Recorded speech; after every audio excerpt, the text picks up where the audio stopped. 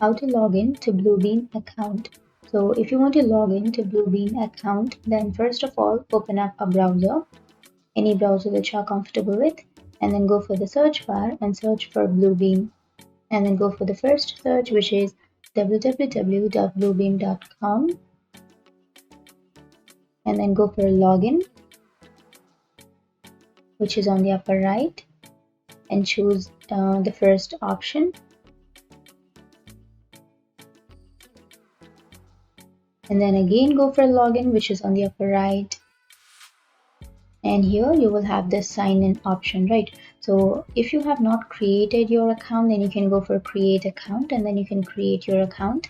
But if you have already created it, then you have to enter your email address here and then click on next. And now you have to enter your password, and after entering your password you can go for sign in.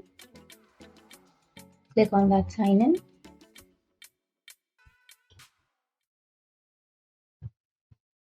And that's it. That's how you log into your account. And if you have any questions, feel free to comment below. Thanks for watching.